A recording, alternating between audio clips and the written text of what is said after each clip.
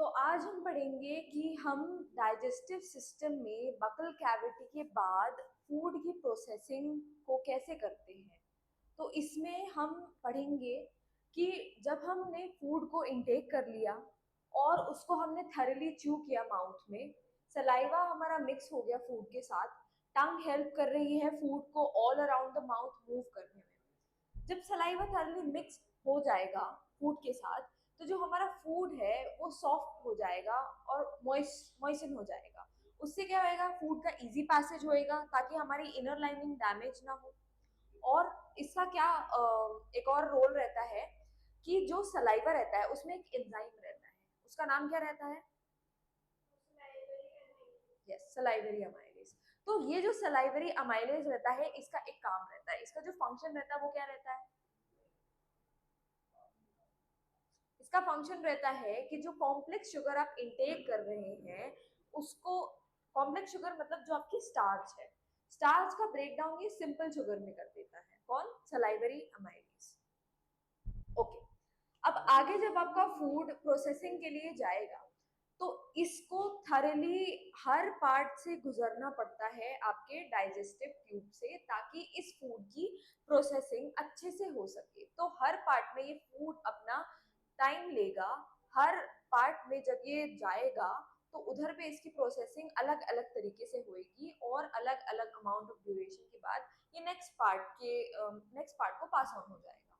तो ऐसे में हमारा डाइजेस्टिव ट्यूब फूड को प्रोसेस कर लेता है, उसका कंप्लीट ब्रेकडाउन हो जाता है और इन दी एंड सिंपल अमाउंट में, या हम कह सकते हैं सिंपल सब्सटेंस के फॉर्म में वो हमको मिलता है, जो हमारे अब्जॉर्प्शन के लिए, बॉडी के अब्जॉर्प्शन के लिए रेडी रहता है। तो आज हम वही पढ़ेंगे।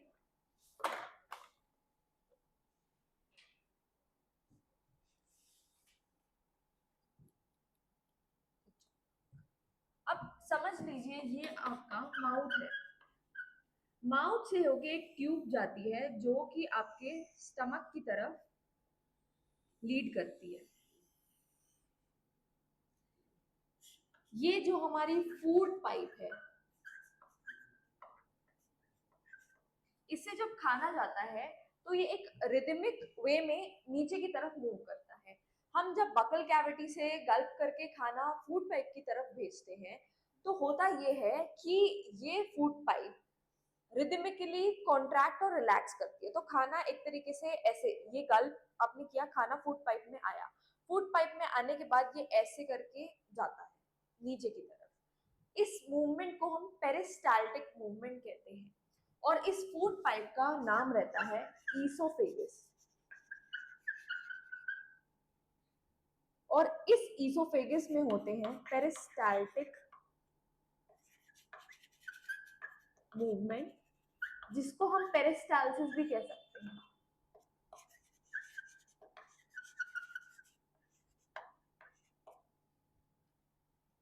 इसके बारे में कभी कभी क्वेश्चंस पूछे जाते हैं एग्जाम में कि फूड जब हमारे बकल कैविटी से फूड पाइप में जाता है तो वो जो मूवमेंट होता है, रिदमिक मूवमेंट हमारे ट्यूब में, वो क्या होता है, ट्यूब कौन सी कहलाती है एंड इस मूवमेंट का नाम क्या होता है। तो ऐसे ऐसे क्वेश्चन आ सकते हैं, इधर एमसीक्यू के फॉर्म में आ सकते हैं या शॉर्ट आंसर के फॉर्म में आ सकते हैं एक्सप्लेन करने के लिए। अच्छा, तो जैसे ही आपने गल्प किया माउथ या बकल कैविटी से, आपके फूड पाइप में या ईसोफेगस में इस फूड का मूवमेंट हुआ। ईसोफेगस के बाद ये फूड ट्रैवल करेगा स्टमक में। Stomach is your digestive organ. एक इलास्टिक बैग की तरह ये एक ऑर्गन होती है जो कि स्ट्रेचेबल भी होती है। जब आपने सुना होगा भाई लोग कहते हैं कि हमने बहुत ज्यादा खा लिया, हमारा पेट फूल गया, तो दैट्स द स्टमक, जो थोड़ा स्ट्रेच भी हो जाता है एट टाइम्स जब आप ज्यादा खाना खा लेते हैं। तो क्या होता है स्टमक में? तो स्टमक में हमारे डाइजेस्टिव जूसेस रहते हैं। जब आपका फूड स्टमक में जाता है तो ये डाइजेस्टिव जूसेस उसके ऊपर एक्ट करते हैं और उस फूड को ट्रीट करते हैं सर्टेन वेज में। डाइजेस्टिव जूसेस का काम ये रहता है कि फूड का डाइजेशन करे जो स्टमक में आया है। अब स्टमक में कुछ ग्लैंड्स रहती हैं, जैसे ये हमारी ऑर्गन है स्टमक, तो इसकी जो अंदर की लाइनिंग रहेगी ये, तो तो यहाँ पे हमारी इसकी लाइनिंग में गैस्ट्रिक ग्लैंड्स रहती हैं।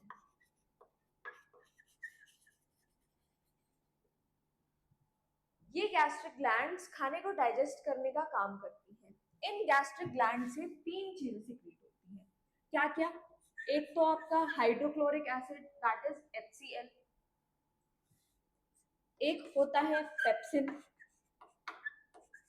और एक होता है म्यूकस। तो हम देखते हैं हर एक का फंक्शन क्या होता है।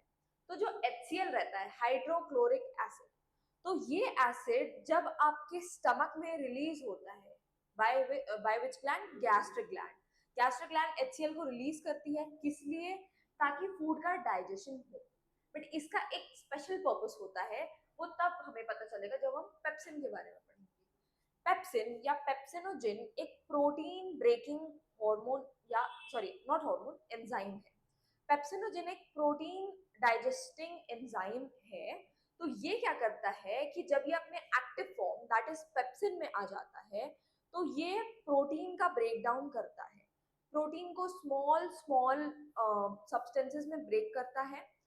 तो जब ये पेप्सिनोजिन पेप्सिन में कन्वर्ट होता है, ये होता है एसिडिक मीडियम में। मैं लिख दे रही हूँ, पेप्सिनोजिन पेप्सिन में कन्वर्ट होता है। कब? इसकी एक रिक्वायरमेंट रहती है, इसको चाहिए रहता है एसिडिक पीएच या एसिडिक एनवायरनमेंट। अब एसिडिक एनवायरनमेंट हमको कहां से मिलेगा? ऊपर वाले से, HCl से। हाइड्रोक्लोरिक एसिड एसिडिक है, एसिडिक मीडियम बना लेगा, तो उसमें ये पेप्सिनोजिन पेप्सिन में कन्वर्ट हो जाएगा और प्रोटीन डाइजेशन कैरी करेगा। ठीक है, अब हमने इसका और इसका फंक्शन देख लिया। इसका क्या फंक्शन होता है? तो जो HCl आपके स्टमक में रिलीज हो रहा है गैस्ट्रिक ग्लैंड्स के द्वारा, वो बहुत ही ज्यादा हार्श रहता है, उसका पीएच बहुत कम रहता है, मतलब वो हाईली एसिडिक रहता है। तो उससे आपकी जो स्टमक की इनर लाइनिंग है वो डैमेज हो सकती है। अब अगर आपकी स्टमक की इनर लाइनिंग डैमेज हो गई तो अल्सर हो सकते हैं, जो कि बहुत हार्मफुल रहता है बॉडी के लिए। तो इस इनर लाइनिंग को प्रोटेक्ट करने के लिए यहाँ पे एक म्यूकस की थिक कोटिंग रहती है। किसकी? म्यूकस की।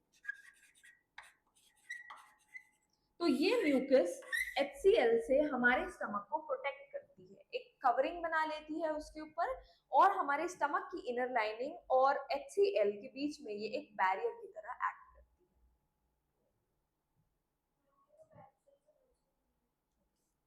पेप्सिन क्या करता है, एक बार मैं और अच्छे से समझा रही हूँ।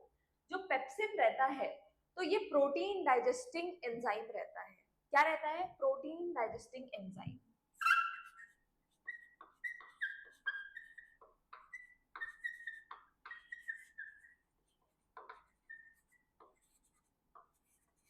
ये क्या करता है? प्रोटीन के डाइजेशन में हेल्प करता है। कौन? पेप्सिन। ओके, तो पेप्सिन के ना दो फॉर्म होते हैं, समझ लो, एक इनएक्टिव फॉर्म और एक एक्टिव फॉर्म। ठीक है, पेप्सिन के इनएक्टिव फॉर्म को हम कहते हैं पेप्सिनोजिन। ओके, तो पेप्सिनोजिन एक्टिव कब होता है? जब उसको एसिडिक पीएच मिलता है या एसिडिक एनवायरनमेंट मिलता है। वो एसिडिक एनवायरनमेंट कौन प्रोवाइड करेगा? HCl प्रोवाइड करेगा। HCl जब एसिडिक एनवायरनमेंट पेप्सिनोजिन को प्रोवाइड करता है, तो ये एक्टिव पेप्सिन में बदल जाता है और फिर ये प्रोटीन के ब्रेकडाउन को कैरी करता है।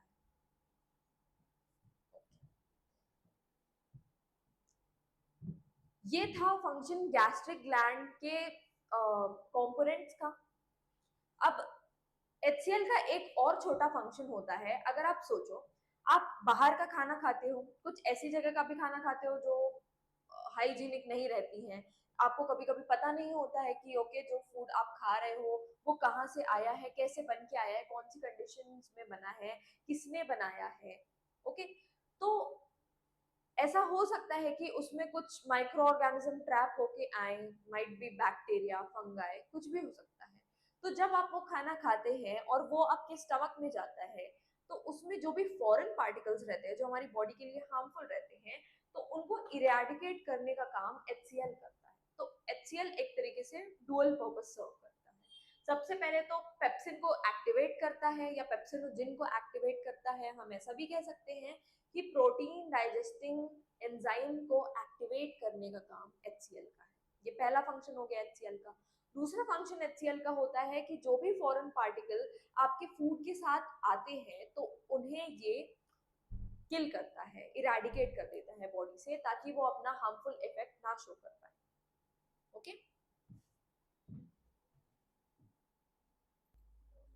तो आपके एनसीईआरटी में गैस्ट्रिक ग्लैंड्स के बारे में कुछ लिखा हुआ है। वो ऐसा है कि gastric glands are present in the wall of stomach. These release hydrochloric acid, a protein digesting enzyme called pepsin and mucus. Hydrochloric acid एक एसिडिक मीडियम क्रिएट करता है which facilitates the action of enzyme pepsin। जो मैंने बताया था कि जो inactive pepsinogen pepsin में कन्वर्ट होता है वो एसिडिक मीडियम में होता है, और ये तभी हो सकता है जब HCl वहां पे प्रेजेंट हो। आगे बोल रहा है कि अदर फंक्शंस जो रहते हैं HCl के वो भी मैंने आपको बताए हैं। क्या रहता है कि कोई फॉरेन पार्टिकल अगर एंटर होता है हमारे फूड के साथ साथ तो HCl उसे किल कर देता है। अब म्यूकस हमारे स्टमक की इनर लाइनिंग को प्रोटेक्ट करने का काम कर रही है ताकि HCl एसिड के एक्शन से वो डैमेज ना हो जाए।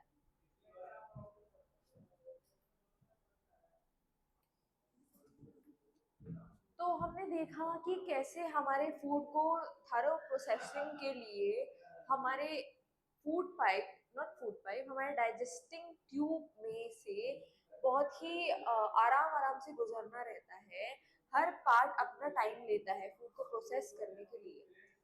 और क्या होता है कि हमारा जो पूरा डाइजेस्टिव ट्यूब रहता है तो उसमें रिदमिक कॉन्ट्रैक्शन होते रहते हैं। ये रिदमिक कॉन्ट्रैक्शन क्या करते हैं कि ये फूड को आगे की तरफ पुश करते हैं ताकि ये नेक्स्ट लाइक सक्सेसिव पार्ट में जा पाए। अब क्या होता है कि ये जो एक्शन है क्या रिदमिक कॉन्ट्रैक्शन किसके मसल्स के, क्योंकि हमारी पूरा डाइजेस्टिव ट्यूब एक मस्कुलर ट्रैक है तो ये जो कॉन्ट्रैक्शन रहते हैं ये थ्रू आउट द ट्यूब होते रहते हैं स्टार्ट से लेके एंड तक। तो ऐसे ही हमारे डाइजेस्टिव ट्यूब में कुछ मसल रहती है जिन्हें हम कहते हैं स्फिंक्टर मसल। स्फिंक्टर मसल का क्या काम रहता है, तो ये ऐसे सर्कुलर शेप मसल्स रहती हैं। तो ये मसल कॉन्ट्रैक्ट करती हैं ऐसे ऐसे करके, ऐसे ऐसे करके। तो इससे क्या होता है कि फॉर एग्जाम्पल यहाँ से कोई पैसेज गया है और बीच में अगर ये स्फिंक्टर मसल है तो ये क्या करेगी, ये मसल कॉन्ट्रैक्ट करेगी ऐसे ऐसे। तो उससे क्या होएगा कि अगर फूड यहाँ पे है तो फूड जाएगा कुछ कुछ रेगुलेटेड अमाउंट्स में, फूड नेक्स्ट अपने आगे का पाथ कंटिन्यू करेगा। और ये इंश्योर कौन करता है, ये मसल इंश्योर करती है। तो ऊपर से फूड आया, स्फिंक्टर मसल अभी क्लोज्ड है, जब ये मसल रिलैक्स होएगी तो थोड़ा अमाउंट का फूड आगे पास होएगा, मसल ने वापस कॉन्ट्रैक्ट कर लिया। अब जो बाकी का फूड है वो वहीं पे रुक गया, जो फूड चला गया वो प्रोसेस होने लगा धीरे धीरे नेक्स्ट पार्ट में। फिर ये मसल वापस ओपन हुई और उसके बाद थोड़ा सा फूड और गया, फिर ये मसल वापस क्लोज हुई। तो ऐसे ये सर्कुलर मसल कॉन्ट्रैक्ट और रिलैक्स करती है फूड के पैसेज को रेगुलेट करने के लिए। आगे हम पढ़ेंगे कि स्फिंक्टर मसल से पास होने के बाद जो हमारा फूड है वो कहाँ पे जाता है। तो आप देखोगे कि बकल कैविटी के बाद हमारा फूड गया ईसोफेगस के थ्रू स्टमक में। स्टमक के बाद ये स्फिंक्टर मसल आती है और इस स्फिंक्टर मसल के बाद फूड जाता है हमारा स्मॉल इंटेस्टाइन में। स्मॉल इंटेस्टाइन में हमारे फूड का कंप्लीट डाइजेशन होता है। मतलब फूड कॉम्प्लेक्स से कॉम्प्लेक्स फॉर्म में जो रहता है वो सिंपल फॉर्म में उसका ब्रेकडाउन हो जाता है, कंप्लीटली डाइजेस्ट हो जाता है। मतलब food is ready for absorption by the body. अच्छा, ऐसे में क्या होता है कि ये जो स्मॉल इंटेस्टाइन है, क्योंकि यहाँ पे फूड का कंप्लीट डाइजेशन होना है तो इस स्मॉल इंटेस्टाइन को काफी लंबा होना पड़ेगा। ओके, तो इसकी जो लेंथ रहती है ये बहुत ज्यादा रहती है। कितनी रहती है?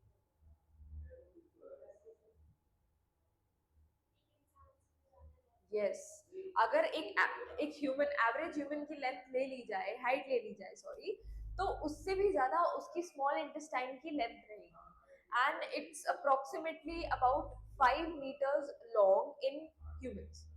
ओके, तो 5 मीटर लॉन्ग, 5 मीटर बड़े तो हम भी नहीं होते हैं, तो 5 मीटर बड़ी चीज हमारे अंदर कैसे अकोमोडेट हुई है? तो ये पॉसिबल है एक्सटेंसिव कॉइलिंग से। इतनी ज्यादा हाईली कॉइल्ड रहती है ये स्मॉल इंटेस्टाइन कि ये एक छोटे से कॉम्पैक्ट स्पेस में फिट की जाती है हमारी ह्यूमन बॉडी में। तो उससे ये स्मॉल इंटेस्टाइन हमारी बॉडी का एक हमारे डाइजेस्टिव ट्यूब का एक सबसे इम्पोर्टेंट पार्ट बन जाता है, जहाँ पे हमारे फूड की सबसे ज्यादा प्रोसेसिंग होती है और फूड जो रहता है वो हमारे इंटेस्टाइन में काफी लंबे समय तक रहता है। अच्छा, अब देखो, एक बात, इंपॉर्टेंट बात है ये, क्या है ये? वो ये है कि जब फूड हमारे स्टमक से इंटेस्टाइन में आता है, ओके, तो क्या होता है कि हमारी जो बाकी की ग्लैंड्स रहती है, जैसे कि पैनक्रिया हो गए, लिवर हो गया, तो उनके भी सिक्रीशंस इस फूड में मिक्स होते हैं, है ना? अब पैनक्रिया के जो सिक्रीशन होते हैं उनको हम पैनक्रियाटिक एंजाइम्स कहते हैं या पैनक्रियाटिक जूस कह सकते हैं। तो इन सिक्रीशंस को जब ये हमारे फूड में मिक्स हो जाते हैं, तो ये वर्क कब करेंगे? ये तब वर्क करेंगे जब इन्हें मीडियम जो रहेगा वो एल्कलाइन या बेसिक मिलेगा।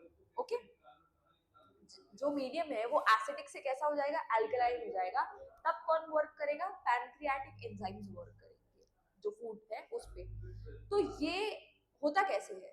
तो लिवर लिवर जो रहता है वो बाइल जूस सिक्रीट करता है, ठीक है?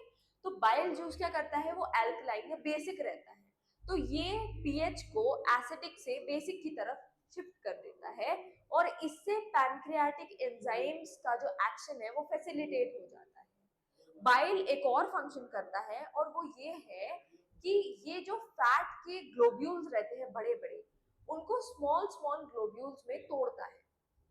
ओके, अच्छा, इसके पहले मैं ये बताना चाहूंगी कि ये जो हमारी इंटेस्टाइन है ना, इसकी लेंथ अलग अलग एनिमल्स में अलग अलग होती है।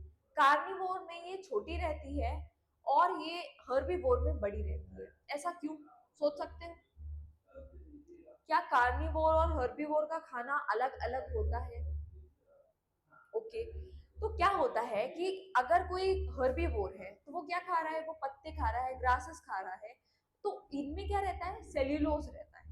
क्लास 9 में आपने पढ़ा होगा कि जो प्लांट सेल्स की वॉल रहती है वहां पे सेल्यूलोज का डिपोजिशन होता है, राइट? तो जो प्लांट सेल्स, चाहे वो ग्रास का हो गया, चाहे लीफ का हो गया, भी वॉट, तो उसमें सेल्यूलोज रहता है और सेल्यूलोज के डाइजेशन के लिए हमको स्मॉल इंटेस्टाइन की लेंथ लंबी चाहिए रहती है ताकि उसकी प्रोसेसिंग ज्यादा हो सके। वेराज अगर हम मीट की बात करें, कोई कार्निवोर मीट इनटेक करेगा, तो ये जो मीट है इसको ज्यादा प्रोसेसिंग की जरूरत नहीं पड़ती एज कम्पेयर टू सेल्यूलोज। तो इसलिए जो मीट ईटिंग एनिमल्स है उनमें स्मॉल इंटेस्टाइन की लेंथ कम रहती है, बट हर्बीवोर्स के केस में ऐसा उल्टा होता है। वो सेल्यूलोज खाते हैं इसलिए उनकी स्मॉल इंटेस्टाइन की लेंथ बड़ी होती है। अच्छा, वापस आते हैं हम अपने टॉपिक पे। तो लिवर क्या सिक्रीट कर रहा था? बाइल जूस सिक्रीट कर रहा था। उससे क्या हो रहा था? उससे दो काम हो रहे थे। सबसे पहला तो कि हमारे जो स्टमक का मीडियम है वो एसिडिक से अल्कलाइन या बेसिक हो रहा था। इससे क्या होता है? इससे पैनक्रियाटिक एंजाइम्स फुल्ली फंक्शनल हो जाते हैं। दूसरी चीज, ये बाइल क्या कर रहा था? ये जो बड़े बड़े फैट ग्लोब्यूल्स थे उनको छोटे छोटे ग्लोब्यूल्स में कन्वर्ट कर रहा था, उनका ब्रेक डाउन कर रहा था। इसे हम कहते हैं इमल्सिफिकेशन, ठीक है? इसको हम कहेंगे emulsification of fat and this is done by the bile juice. अब क्या होता है कि स्टमक का जो मीडियम है वो एल्कलाइन या बेसिक हो गया। उसके बाद जो पैनक्रियाटिक एंजाइम्स है वो फूड पे एक्ट करना चालू करेंगे। तो पैनक्रियाटिक एंजाइम्स जो रहते हैं वो फूड के कंप्लीट डाइजेशन में एक तरीके से हेल्प करते हैं। जो फैट है, कार्बोहाइड्रेट है, प्रोटीन है, उन सब का सिंपल फॉर्म्स में डाइजेशन कर देते हैं। ओके, तो स्टमक में जो फूड है वो एसिडिक होता है। स्टमक के बाद जब फूड स्मॉल इंटेस्टाइन में जाता है तो फूड चाहता है कि उसके ऊपर कुछ और एंजाइम्स एक्ट करे जो आ रहे हैं हमारे पैनक्रियास से और लिवर से। पैनक्रियास से हमारे 3 एंजाइम आ रहे हैं, ट्रिप्सिन, लाइपेज और पैनक्रियाटिक अमाइलेज। बट इनकी एक कंडीशन रहती है, क्या? ये सिर्फ तभी एक्टिव होंगे जब मीडियम अल्कलाइन या बेसिक रहेगा। अब इस फंक्शन को कौन सर्व करता है मीडियम को अल्कलाइन या बेसिक बनाने में? तो वो है लिवर। लिवर सिक्रीट कर रहा है बाइल। अच्छा, एक चीज ये इंपॉर्टेंट है, बाइल कहाँ पे बन रहा है? लिवर में बन रहा है, बट स्टोर कहाँ पे हो रहा है? गॉल ब्लैडर में। लिवर में ही एक छोटू सा पाउच लाइक स्ट्रक्चर रहता है जिसे हम गॉल ब्लैडर कहते हैं। तो जब भी बाइल बनता है तो लिवर में स्टोर हो जाता है, और जब भी इसकी रिक्वायरमेंट होती है तो गॉल ब्लैडर इस बाइल को सिक्रीट करके इसको हमारे स्मॉल इंटेस्टाइन में भेज देती है। बाइल करता क्या है? तो बाइल कन्वर्ट कर रहा है एसिडिक मीडियम को अल्कलाइन मीडियम में। किस लिए? ताकि पैनक्रियाटिक एंजाइम्स जो है वो एक्ट कर सके, ताकि वो एक्टिव हो जाए। और दूसरा फंक्शन क्या है बाइल का? तो ये है इमल्सिफिकेशन। इमल्सिफिकेशन हम डिटेल में पढ़ेंगे हमारे केमिस्ट्री के लास्ट चैप्टर में, जब हम सोप्स के बारे में पढ़ेंगे। अच्छा, तो इमल्सिफिकेशन में बेसिकली हो क्या रहा है कि जो लार्ज फैट ग्लोब्यूल्स है हमारे फूड के, वो इमल्सिफाई या टूट रहे हैं, उनका ब्रेकडाउन हो रहा है स्मॉल फैट ग्लोब्यूल्स में। तो ये काम करता है बाइल जूस हमारा। अच्छा, आगे चलेंगे तो इन सब का भी काम रहता है एंजाइम्स का। ट्रिप्सिन क्या करता है? ये प्रोटीन का ब्रेकडाउन करता है। ट्रिप्सिन प्रोटीन का ब्रेकडाउन करता है। लाइपेज लिपिड्स का मतलब फैट्स का ब्रेकडाउन करता है। और पैनक्रियाटिक अमाइलेज, जैसे हमारा सलाइवरी अमाइलेज शुगर स्टार्च पे एक्ट कर रहा था, तो सिमिलरली हमारा पैनक्रियाटिक अमाइलेज कार्बोहाइड्रेट्स पे एक्ट करता है।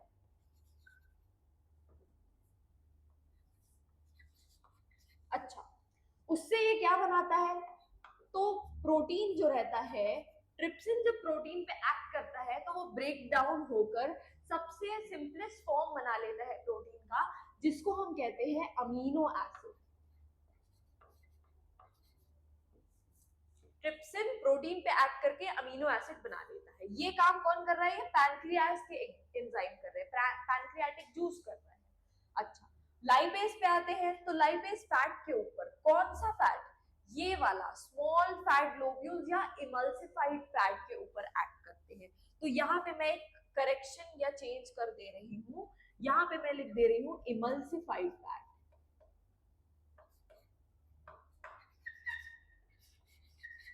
ये ध्यान में रखना। ओके, बच्चे कंफ्यूज हो जाते हैं कि किसके ऊपर एक्ट कर रहा है, वो सिंपली फैट ग्लोब्यूल्स लिख देते हैं, but you have to write emulsified fat, ताकि आपको मतलब अगर आप एग्जामिनेशन में भी लिख रहे हो तो जो एग्जामिनर आपका आंसर शीट चेक करे तो उसे पता चले कि ओके बच्चे का कॉन्सेप्ट क्लियर है। ओके, तो इमल्सिफाइड फैट क्या था, एक और बार अपन थोड़ा सा देख लेते हैं। लार्ज फैट ग्लोब्यूल्स जब बाइल के एक्शन में स्मॉल फैट ग्लोब्यूल्स में टूट जाते हैं, इसे हम इमल्सिफिकेशन कह रहे हैं। और जो स्मॉल फैट ग्लोब्यूल्स इससे बनते हैं तो वो हमारा इमल्सिफाइड फैट कहलाता है। तो ये जो इमल्सिफाइड फैट है ये दो चीजों में टूटेगा। ये सिंपल चीजें होती है, इनका इसके बाद और ज्यादा ब्रेकडाउन नहीं होता है। तो ये होता है हमारा फैटी एसिड और ग्लिसरॉल।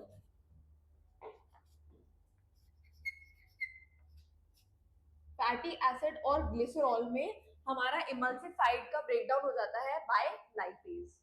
अच्छा, लास्ट में जो हमारे कार्बोहाइड्रेट्स रहते हैं तो उनका ब्रेकडाउन हो जाता है सबसे सिंपलेस्ट शुगर में, दैट इज आवर ग्लूकोज। और ये हो गया है पैनक्रियास का डाइजेशन खत्म। इसको नोट कर लो, पॉज कर लो, नोट कर लो, अच्छे से समझ लो।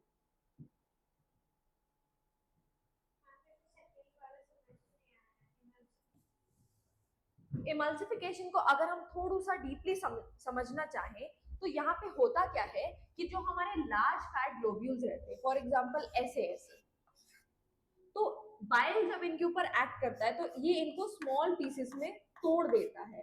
तो ये जो लार्ज फैट ग्लोब्यूल है ये स्मॉल फैट ग्लोब्यूल्स में कन्वर्ट हो जाते हैं। अब ऐसा क्यों हो रहा है? क्योंकि बेटा इसके ऊपर ये लाइपेज नाम का एंजाइम एक्ट करेगा। किसके ऊपर? इमल्सिफाइड फैट के ऊपर। ये है आपका इमल्सिफाइड फैट।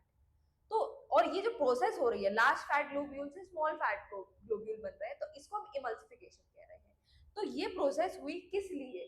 ताकि ये जो स्मॉल फैट ग्लोब्यूल है एफिशिएंटली इसके ऊपर ये लाइपेज नाम का एंजाइम वर्क कर सके। अब देखो, एक छोटू सा कॉन्सेप्ट है वो समझना जरूरी है।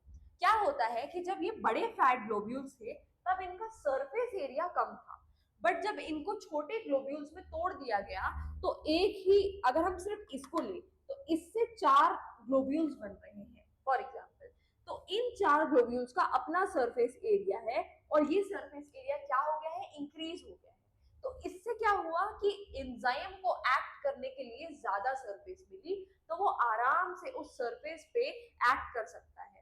ये ध्यान रखना कि सरफेस एरिया जब बढ़ता है तो एंजाइम की एक्टिविटी भी अच्छी खासी बढ़ जाती है। ओके, तो ये इमल्सिफिकेशन की प्रोसेस में एक तरीके से हम सरफेस एरिया बढ़ा रहे हैं, तो ताकि हमारा एंजाइम जो है वो अच्छे से एक्ट कर सके। कौन सा एंजाइम? लाइपेज। किस पे एक्ट कर रहा है? इमल्सिफाइड फैट पे। ये ध्यान रखना।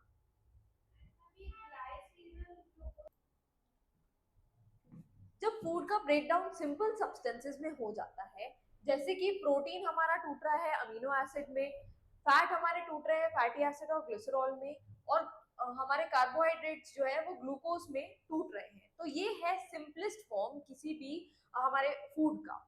अब क्या होता है कि ये जो फूड है it is ready for absorption, but absorption होगा कैसे? तो समझ लो हमारा ये स्मॉल इंटेस्टाइन है, उसकी ये लाइनिंग है, ये पाइप जैसा गया है, ये है हमारा स्मॉल इंटेस्टाइन। अब इसमें ये न्यूमेरस फिंगर लाइक एक्सटेंशन रहते हैं जिसको हम विलाय कहते हैं, विलाय कहते हैं। तो ये फिंगर लाइक एक्सटेंशन क्या करते हैं कि ये सरफेस एरिया को इंक्रीज करते हैं, सरफेस एरिया को इंक्रीज करते हैं, किस लिए? अब्जॉर्प्शन के लिए।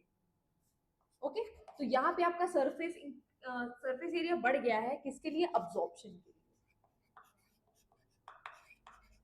हुआ क्या? फॉर एग्जाम्पल आपका सरफेस पहले फ्लैट था, तो उधर पे सिर्फ इतना ही एरिया कवर हो पा रहा था, बट अब आपने ऐसे एक्सटेंशंस बना दिए, फिंगर लाइक एक्सटेंशन बना दिए हैं आपने, तो उससे क्या हुआ कि ये जो आपकी इतनी सी सरफेस थी इसका जो एरिया है वो बढ़ के इतना सारा हो गया है।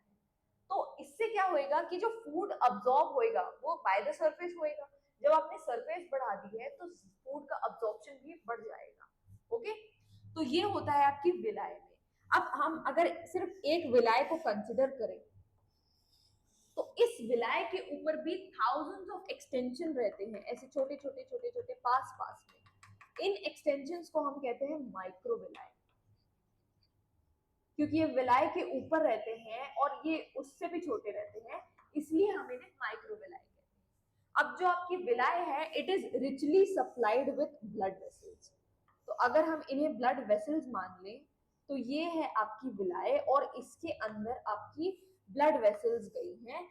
ये ब्लड वेसल्स क्या करती हैं? ये फूड को अब्सॉर्ब करती है। जैसे ही विलाय के अंदर ये सिंपल या कंप्लीटली डाइजेस्टेड फूड अब्सॉर्ब होता है तो वो ब्लड वेसल में ब्लड के थ्रू कैरी आउट होके हर सेल के पास पहुंचता है। ब्लड हर सेल को ये न्यूट्रिएंट्स प्रोवाइड करता है ताकि वो अपनी ग्रोथ कर सके, अगर कोई डैमेज हो गया तो रिपेयर कर सके, और अगर कुछ मेंटेनेंस होना हो तो वो कर सके। तो इन सब फंक्शंस के लिए ये न्यूट्रिएंट्स जो रहते हैं वो सेल को पहुंचाए जाते हैं। अच्छा, तो ये ब्लड वेसल से सप्लाइड रहती है कौन? विलाय। ये हो गई आपकी विलाय और यहाँ पे हो गए ब्लड वेसल के कनेक्शन। ब्लड वेसल क्या कैरी कर रही है? ये न्यूट्रिएंट कैरी कर रही है, जो भी आपके सिंपल डाइजेस्टेड फूड है उसको कैरी कर रही है। अब क्या होता है कि ये जो अब्सॉर्ब फूड रहेगा वो तो बॉडी में चला जाएगा ब्लड के through, blood cell to cell खाना पहुंचाएगा। ओके, ठीक है। अच्छा, न्यू सेल का फॉर्मेशन अगर होना होगा तो वो भी इस खाने की हेल्प से होएगा। अगर हमें एनर्जी चाहिए हमारे सेल्स को तो वो भी इस न्यूट्रिएंट के द्वारा प्रोवाइड की जाएगी, जो हमारे ब्लड लेकर आए हैं कहाँ से? स्मॉल इंटेस्टाइन के विलाय के थ्रू। अच्छा, अब जो फूड अब्सॉर्ब होना था वो हो गया, अब क्या बचता है? अब अनअब्सॉर्ब या अनडाइजेस्टेड फूड बचता है। ओके, तो वो पास ऑन होता है हमारी लार्ज इंटेस्टाइन में। ये जो अनडाइजेस्टेड या अनअब्सॉर्ब फूड, बचा कुचा खाना, ये स्मॉल इंटेस्टाइन से पास ऑन होता है लार्ज इंटेस्टाइन में। लार्ज इंटेस्टाइन में क्या होता है कि जो हमारे अनडाइजेस्टेड फूड रहता है तो उसे कॉम्पैक्ट फॉर्म में एक तरीके से बना दिया जाता है। कैसे? उससे जितना भी एक्सेस वाटर है वो अब्सॉर्ब कर लिया जाता है और जो भी सॉल्ट्स हैं वो भी अब्सॉर्ब कर लिए जाते हैं जितना बॉडी की रिक्वायरमेंट होती है। तो क्या हो रहा है यहाँ पे, जो हमारा अनडाइजेस्टेड मटेरियल है उसको कॉम्पैक्ट बनाया जा रहा है और उससे वाटर अब्सॉर्ब कर लिया जा रहा है और सॉल्ट्स अब्सॉर्ब कर लिए जा रहे हैं। लार्ज इंटेस्टाइन में फूड हमारा जाता है। लार्ज इंटेस्टाइन भी हमारे एक तरीके से कुछ पार्ट्स में डिवाइडेड रहती है। तो वहां पे रेक्टम जो रहता है वहां पे हमारे लार्ज इंटेस्टाइन में फूड स्टोर होता है। कैसा? अनडाइजेस्टेड। अब क्या होता है, इस फूड को हमें बॉडी से बाहर करना रहता है तो वो होता है एनस के थ्रू। एनस आपके जो भी हमारा क्या बोलते हैं डाइजेस्टिव ट्यूब है उसकी एंडिंग है। स्टार्ट कहाँ से हो रहा था? बकल कैविटी से। एंड कहाँ पे हो रहा है? एनस पे। अच्छा, अब जो एनस है उसके पहले एक एनल स्फिंक्टर रहता है। क्या रहता है? Anal sphincter. तो ये एनल स्फिंक्टर क्या करता है, ये अनडाइजेस्टेड फूड मटेरियल के पैसेज को, बाहर की तरफ जो अनडाइजेस्टेड फूड मटेरियल जाता है उसके पैसेज को रेगुलेट करता है। कौन? Anal sphincter. तो ये भी एक सर्कुलर मसल होती है और इसका भी काम सिमिलर रहता है उसी स्फिंक्टर की तरह जो आपके स्टमक और इंटेस्टाइन के बीच में रहती है। So that's how your food is processed in your digestive system, and that's how your nutrition are given cell to cell for energy requirement, for energy generation, cell repair, cell growth and development,